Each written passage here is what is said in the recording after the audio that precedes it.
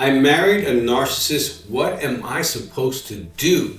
That's a real question for a lot of people, especially with the ever-growing information on the internet. So stay with us. If you haven't subscribed, please do that. Hit the button. If you have a question, put it in the box. We will get to you as soon as possible. Dr. Weiss, my spouse is a narcissist. I have responded to so many of those emails, so much so I put together a product called Sex Addiction, Intimacy Anorexia, and Narcissism, so that you can spend an hour walking through some of this conversation. But some of your husbands or wives do not have a sex addiction, or they're not intimacy anorexic. Now, if you don't know what that means, go on our YouTubes on Intimacy Anorexia and you'll learn a whole lot. Because many people who suffer the symptoms of narcissism do have intimacy anorexic characteristics, and if you don't treat both, you're definitely going to stay injured. Let's talk in generalities first. Narcissism can be a set of symptoms, and it could be a disorder. Now, I want to talk to you as a psychologist because I am one. And I want to warn you and caution you from going on the internet and looking at a bunch of symptoms and concluding that your spouse is a narcissist.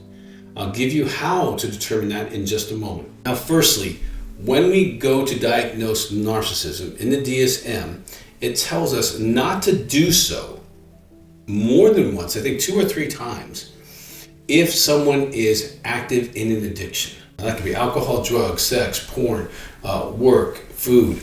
An active addiction robs people of emotional immaturity. I've worked with thousands of these people, okay, who have active addictions. And when people come to do intensive with me personally, they fly to Colorado Springs, they do 5 days with me, we do psychological tests. And we have tested many people who have addictions, and they do not come up with narcissism personality disorder, but they have many of the symptoms of narcissism, almost enough to qualify, or they do qualify, but the reason they qualify is because of emotional immaturity that the addiction is causing, and they're acting like an adolescent.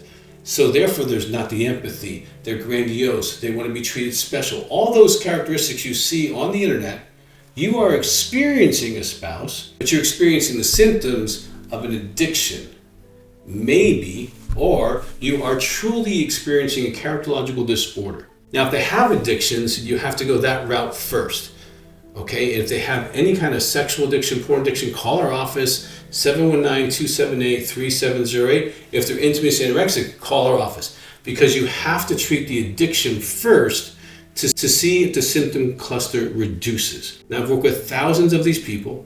Many have taken MMPI psychological test and verified they're not narcissists, but the wife or the husband was experiencing all the symptoms. So when it validates something, if you're a spouse and you're experiencing the symptoms, your pain is valid whether they are a narcissist characterologically or they are experiencing narcissism symptoms as an addict. Your pain is the same. But if you hook, line, and sinker by the narcissism diagnosis without really assessment, you could do the marriage more harm because you're not really seeing them for who they are. You're seeing them through some internet lens that you read on a blog somewhere, and you said, yep. Your yeses are accurate, but why they're accurate is what I'm trying to discuss. They're accurate because of the addiction, or they're accurate because of the characterological disorder, and the symptoms are exactly the same, so you don't know unless you treat the addiction. Now, if they are characterological, okay, it's going to be across all relationships, not just in your marriage. If they're intimacy anorexic, you'll see mostly symptoms inside your marriage, but you won't see them in other relationships. And that's a whole nother thing to evaluate. Now, if you really believe that they are a narcissist, don't go beating them up. Just say that you're in pain, and both of you go to a psychologist, and both of you take a psychological test called an MMPI or a Milan. Just look up psychological testing in your city. If you can't find one, call my office and we connect you with one. And let the test tell you the truth. I can't tell you how many thousands of couples have come into my office from all over the country and world, and some of them read something on the internet and thought their husband or wife was a borderline, a narcissist, a sociopath, or etc. And the testing did not validate that. And there were some who came in my office who had no idea that they had a diagnosis, and we discovered one. Both are true. once you do the test. If you're calling someone a narcissist without psychological testing, you are harming yourself and them because you're putting a box that you're not qualified to put them in. What you read on the internet is valid. Your pain is valid.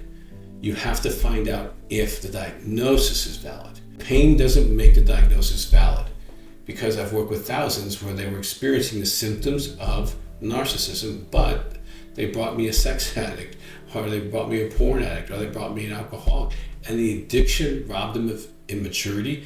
And within a year, these people were functioning like adults, emotionally mature, not grandiose, having empathy, even understanding the pain they put their spouse in, and feeling pain, be able to identify and communicate feelings, not to be grandiose, not to need special treatment, not to be jealous of others or thinking others are jealous of them. The symptoms just disappeared because they were a result of the addiction. So your pain's real.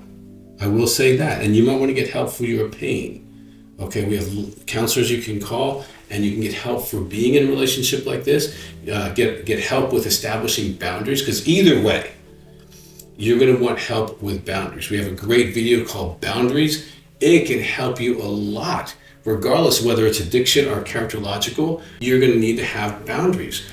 We have a video on Darvo. You're going to want to watch that either way, so that you're not being scapegoated, so that you're not being blamed for things like that. You're not being gaslit and all that other stuff that goes along with these symptoms.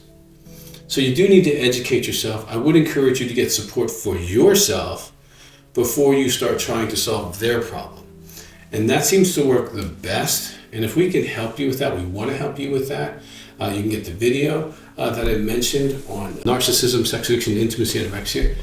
Really can help you maybe take the temperature down a little bit and be able to think logically about what you got and be able to take some steps towards healing yourself. Now, I hope this short conversation's been helpful for you, but if you're in pain, and you are, if you're watching this and you're a spouse of a narcissist, you're in pain.